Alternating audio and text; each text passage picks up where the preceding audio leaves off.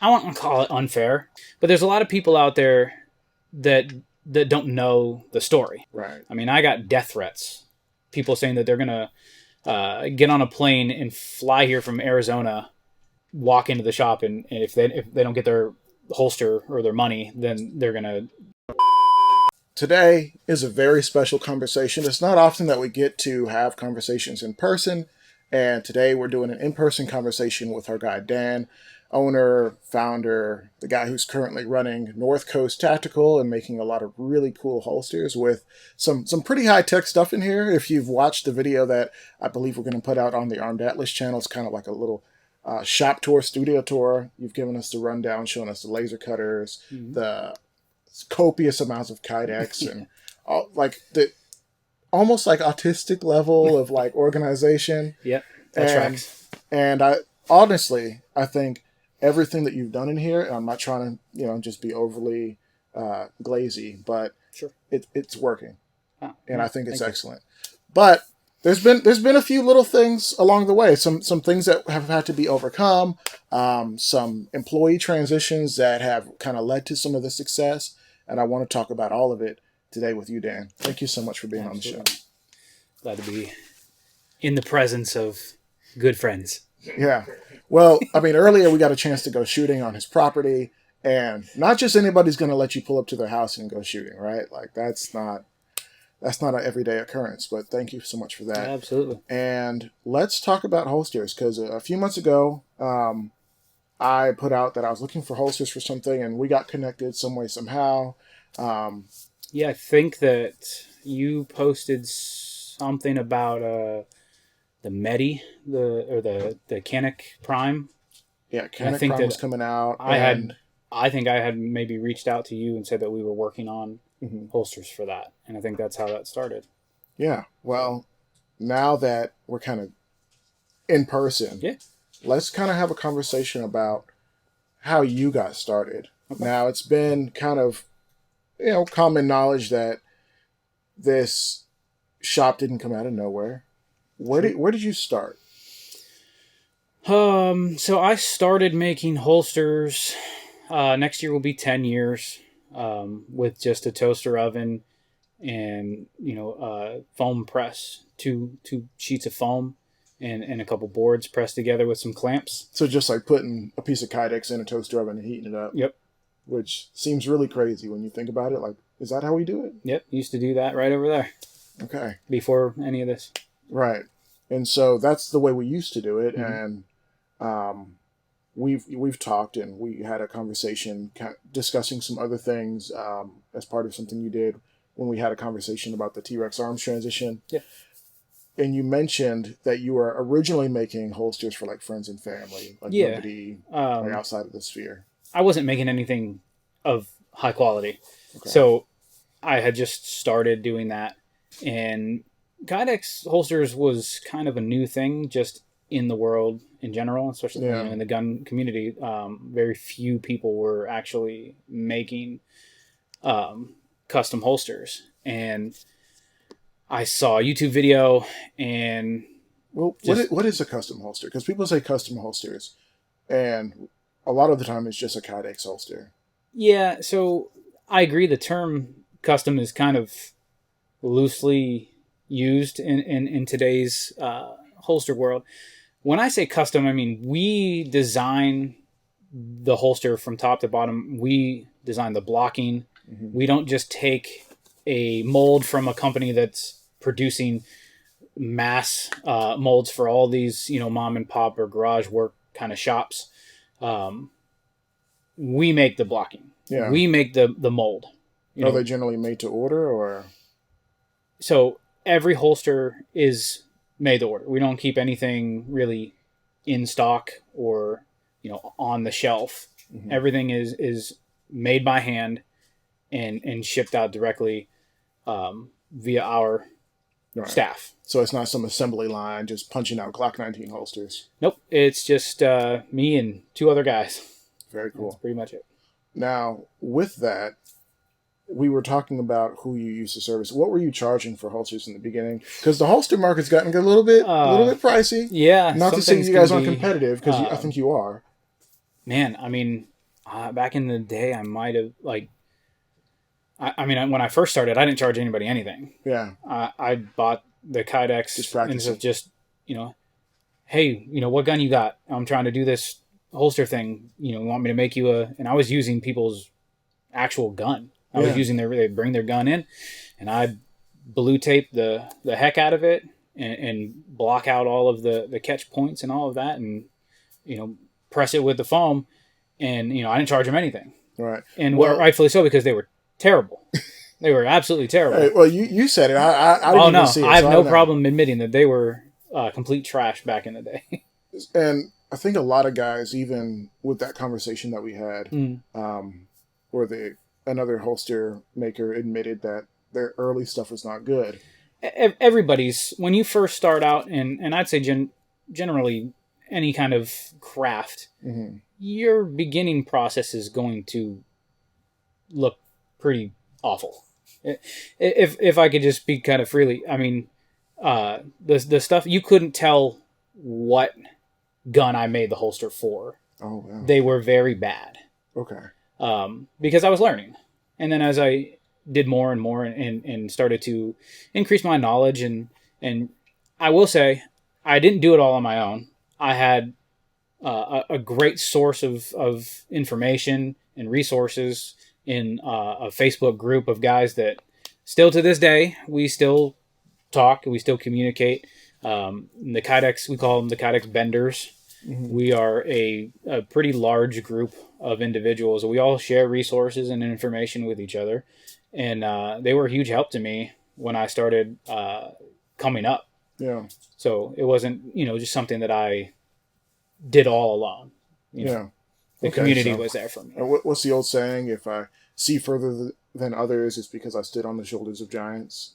And really, and in so many things, if you try to do things all on your own, try to gain from your own information, Yeah, what are you pulling from? The right, air. Yeah. right. So that makes sense. Yeah, you can learn from trial and error and mistakes, but I mean, it's much faster and more efficient if you're given information that can kind of steer you away from some of the mistakes, Yeah, I and like that that. was very helpful. Yeah, that's good. Now, with that, we had conversations earlier about some of your major influences. Mm. We mentioned some other large holster companies, people who have kind of inspired you. And Yeah. can you kind of share? Maybe I'm not saying you got to say names, but some of the traits that you have seen in other holster manufacturers and guys who are pioneers in space. I will say one name for sure, which I said earlier. Andrew Henry from Henry's Holsters, big influence of mine. If you know anything about Andrew Henry, is that he's a very organized individual, and I'm a very organized individual. Hmm. I love everything having its own place, and that's something that him and I are kindred spirits on. Hmm. So he's definitely an influence in that regard as far as shop workflow and things like that. Yeah. But really, as far as influences on maybe the way that our holsters are made or the design choices, I don't know if we really have many influences in the holster world. I take Hmm. a lot of influences from um, like culture, pop culture type stuff where um, you know we do the Louis Vuitton. Well, we don't do Louis Vuitton anymore, but we did. We do like the Gucci and the designer stuff, and um, I kind of lean towards more of like the style Yeah. side of things as opposed to like a lot of these other guys lean really heavy into like the tactical Yeah. side of things where Well, I think you may be reaching with that strategy, reaching towards a wider group of people who are yeah, into things that are aesthetically pleasing. I mean, you just tagged me in a post the other day that was easily shareable, not because it's just upholster on a table, but it's like kind of stylized. There's some shoes and just a look. Like yeah, you like put together a look, and yeah. you're taking great photos of these looks and Yeah, so sharing my them. my my background is essentially, I mean, I did professional photos and videos for I don't know, probably like 5 years. Mostly like wedding type stuff, and then I did like a lot of product photography stuff back in the day, and I don't have time to do that anymore because I'm busy doing this. So had to give all that up, but I still have my skills Mhm. that I've acquired from and product photography was always my bread and butter. So Yeah. I still love setting a scene, setting up a flat lay and doing a photo shoot. Hmm. So Yeah. I think that's excellent. Now, we've talked about some of your influences, kind of why you got started, mm. but this didn't come overnight, except that it did. Yeah, I mean, Like the skills you built them over time, but there was right. a moment that kind of Yeah, so erupted. um, yeah, the great eruption. We were making holsters, and it was just me, and I had a buddy that would come and help, kind of not even part time, like less than part time, but he would Just like just a few come and hours a week. he'd come and hang out. We'd talk and hang out, and he would help me put together some stuff, and then we ended up kind of blowing up with. I mean, we did probably at that time we were doing maybe like 10 to 15 orders a month Which is not bad for a small business trying to, do for some Etsy one stuff, guy, and I wasn't even full-time doing it myself. I Yeah. had a full-time job. Um and then we did 1 month. I remember it was March. We did 25, or it was like 2,500 plus orders So from 15 to 2,500 with orders. just me part-time and a buddy.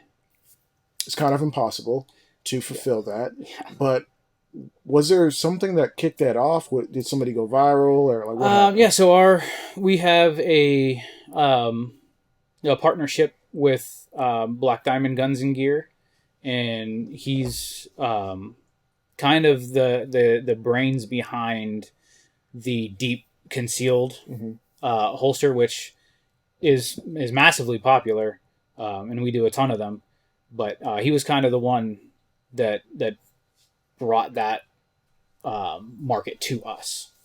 Yeah. Because the design and the idea of a deep concealed, and when I say deep concealed, I mean it goes lower it rides lower in the pants. Hmm. Um, him and his followers jumped on that like crazy and just flooded our website to the So that's point. something that they wanted, even though Oh yeah, maybe that wasn't always recommended by the yeah. general We tactical didn't. sphere. Yeah. So the general consensus that I see a lot on comments on YouTube when it comes to like people that might have a little bit more to love, Hmm. um, they find it more comfortable to carry deeper concealed in the waistband. And I see a lot of stuff on comments that are oh, just lose weight and all that. Well, that's a gradual process. Hmm. And the idea that we had alongside Josh was that let's design a holster that will work through that process. Yes. So let's make one that will help them transition from, okay, they're a little bigger, but they're trying to lose weight. Let's make a holster that they can gradually increase that ride height to a normal ride height and be comfortable. Because let's be real, if you're not comfortable carrying your gun, you're probably not going to carry it. Hmm. So that was the idea and the intent behind that. Mag down. Yeah. Dropped a mag. Oh well. But so I mean, let's kind of get back to the blow up, right? Where Yeah.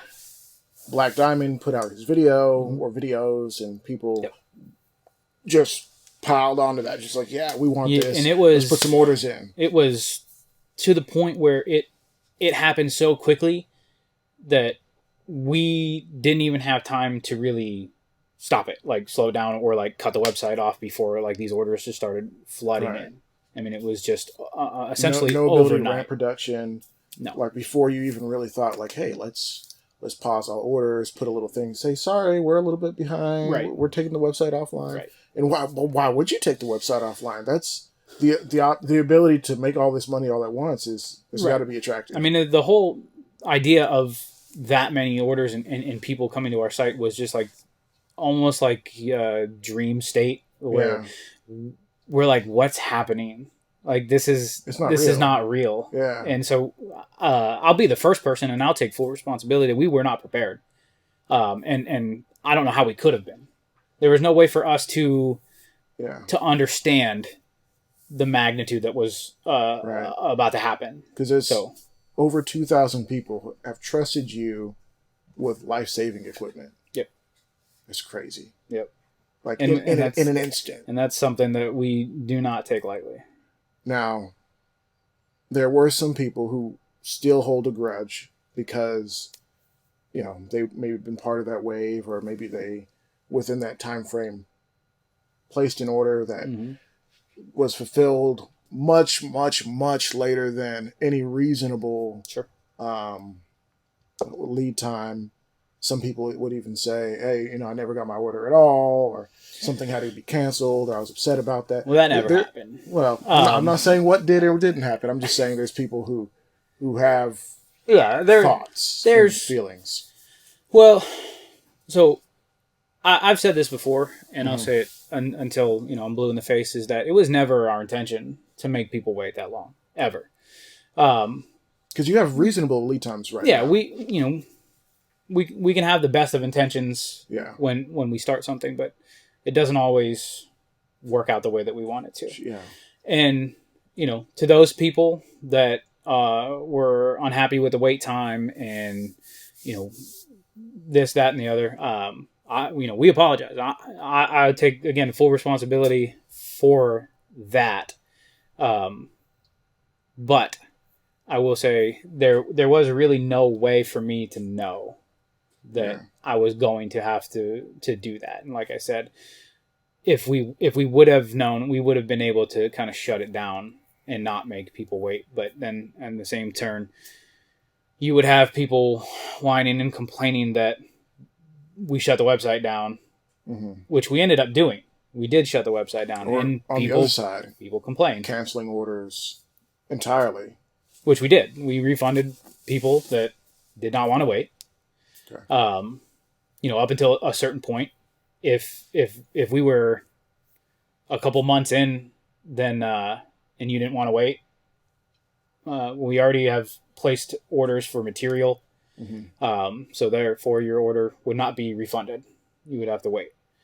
But we did cancellations. We closed the website down to try to catch up. So what I want people to kind of get with that is go work your job and then pay somebody else to work their job and make no money, bring no income in, provide for your family, pay your bills, and pay another employee his bills. That's Mm-hmm. what we did for almost 2 months. It sounds way too stressful. Please don't ask me to do that. It's pretty stressful. Yeah. I take off this hat, you'll see why. I've got all the grays. But that's what we did because we wanted to slow that that influx of orders. We wanted to relieve that lead time, and we took some pretty serious measures when it came to my family and our well being and our finances. I had two full time employees that Yeah. I paid for 2 months, Full-time wages. full time wages. I made no money, $0 for 2 months. So we could get orders out and no orders coming in to increase the lead time. Now, people are going to want to know, well, how could you even afford to do that? Do you come from money? Like, what's the deal with that? Absolutely dirt poor. I'm from Youngstown, so if any of you Youngstown people out there, you know what I'm talking about. Okay.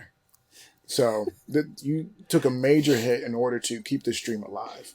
Oh yeah, Because a simpler man would have just been like, you know what, we can't keep up. Cancel all the orders. Maybe we'll fulfill a few. no, Lose all momentum. I couldn't bring myself to do anything like that. This is my dream. This is something that I've started from nothing. I kind of refuse to quit. Yeah. There's kind of like that no give up mentality in me that just said, just work harder. Yeah. Just keep going. And so I would be out here 3, 4 o'clock in the morning, making holsters. And then, I would work. Uh, Whew. sorry about that. No, you're okay. So I'd work, 17, 18 hours a day for 2 years to get people's orders out. And those are the things I'd like to say, like, nobody really cares. Like, Right. we don't care. But, I have a little sob story. My kids care. I've got young kids. Yeah.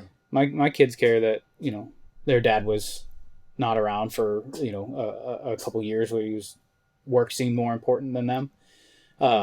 So those are the things, I never really talked about those. Those are a little bit more personal. Yeah. I'm a kind of a private guy. I don't like to put a Sure. lot of personal things out there, but, I've got photos of my kids out here on a little futon that we used to have out here at like 2 o'clock in the morning, sleeping while my wife and I are in here working.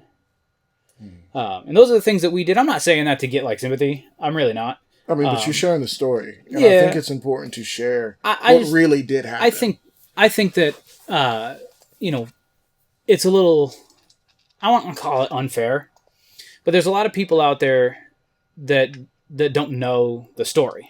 Yeah. They don't know why. They only care about their product. Right. I mean, I got death threats. People saying that they're gonna get on a plane and fly here from Arizona, and walk into the shop, and if they don't get their holster or their money, then they're gonna kill us, essentially.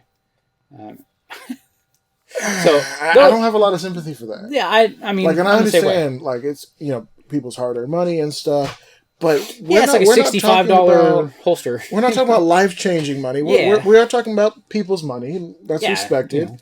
I didn't, But I didn't let's rob you from like Wall Street. let's kind of put this into perspective. That we're threatening somebody's children, Yes. his family. Yeah. Like, Yeah. So like, I mean, okay, buddy. Like, I'm getting kind of pissed off thinking about it. So let's maybe move on to an important point before I start going off and saying something I shouldn't say to you. You know what I mean? So you mentioned your wife was in here working with you, Mhm.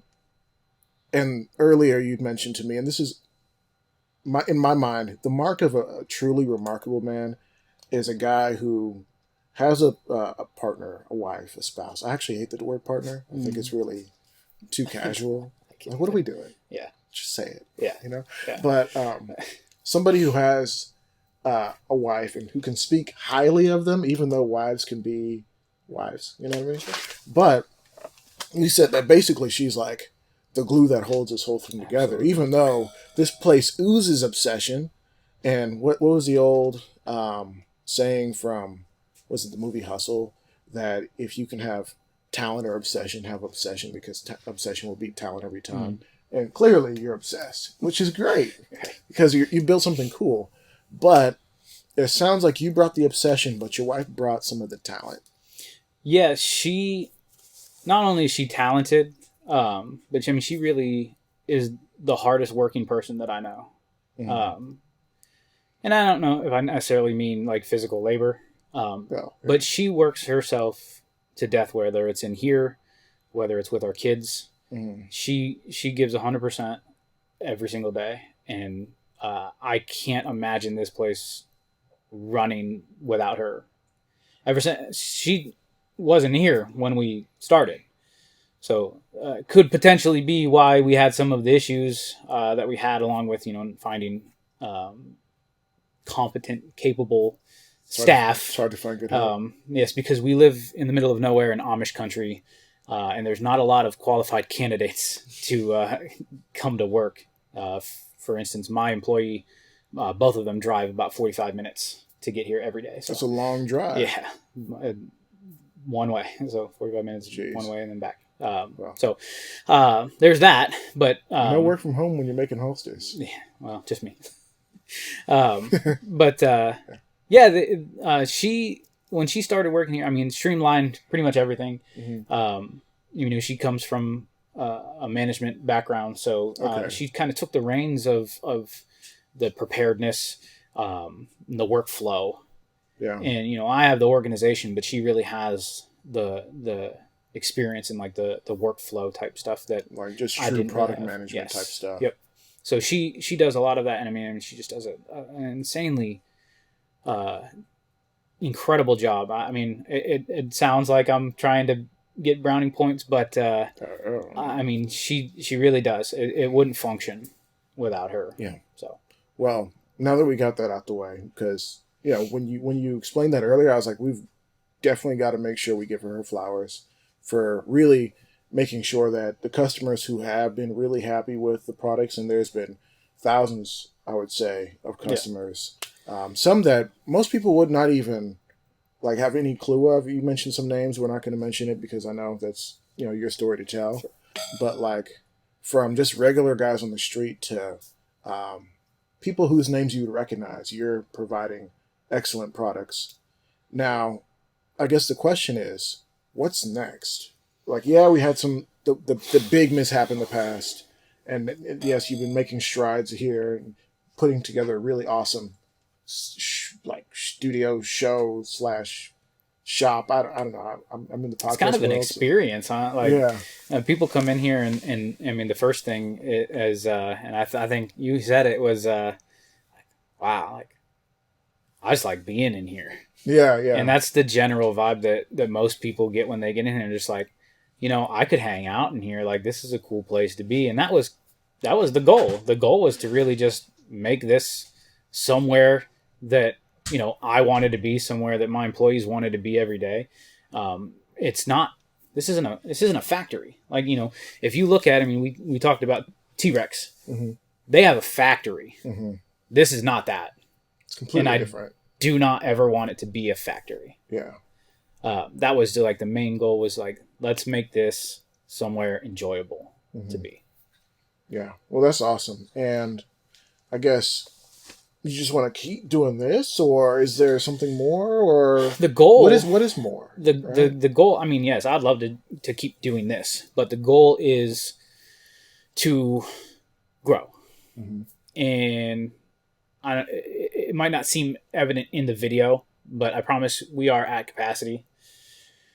I don't know if I could squeeze one more machine or one more piece of equipment in this place. I mean, our safe is kind of at capacity with hmm all the options and models, and all of them holds and things like that. So the next goal is going to be a bigger shop.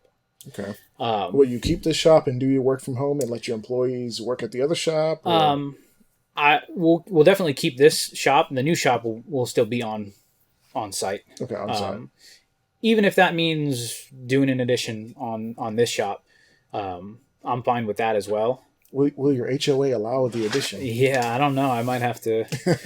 I might have to ask them, but my neighbors will probably find something to complain about. I'm sure. That's funny. But We yeah, love your neighbors. yes, they're great. Um, but yeah, bigger shop. Um, more equipment, more employees, and be able to. The end goal is always going to be to make a great product Yeah. and get it out to people as quickly as possible. Yeah. When you guys have been making more and more products, I mean, when we first Yeah. started talking, you said you were kind of on the verge of sending out um, a kind of a minimalist holster that was like super minimal. Yep. Yeah. So we have a couple minimalist style holsters that we're looking into releasing here pretty soon. But we also, I mean, we don't just do EDC and concealed carry stuff. We do a lot of stuff in that tactical world where we make stuff for SWAT teams. We've done several police department orders where we do level 2 holsters. We actually developed and designed with a local drone repair shop a drone holster as well as um, a drone controller, battery, all like mag carrier type style stuff that we've sold all over the country to different SWAT teams. That's very We cool. are the only company making drone holsters. And with the advent of, or the evolution of the way drones are being used, like the Mm-hmm. drone wars have begun. It's That's very probably even heavily more. used in a lot of SWAT. SWATs will have their own drone team, their own drone unit. And before we developed this holster, there was nothing. They would be, putting them in a backpack or maybe like like a seahorse case or a condition one case, Which isn't ideal pelican case if you're type. trying to move. Right. So you can't actively grab it. You got to undo the case and get it out. Now they have the ability to mount it to a plate carrier. They can mount it to their hip, just like a holster, Right. and they can have the drones. The controller stays in the holster, and they can access all of the controls of the actual controller just by unclipping it from their belt. Fascinating. It's been interesting to develop this, but it was something that was brought to our attention that was a necessity for these SWAT teams. So we came up with a design and Okay. brought it to life. So we should expect to see more of these types of things where it's not just holsters, but it's changing the way things are done. Period, which is very Yep. cool. Yep. All right. Well, Cool. let's do this again sometime. I'm not sure when. You guys are always welcome back. Well, I appreciate that. And did want to give a quick shout out to the Pop Culture 223 podcast. Heavy is with us today. And of course, if you watch the other videos that we've posted to the channel, you'll probably see him in some of those videos. So go check him out. All right, guys. North Coast Tactical. Peace.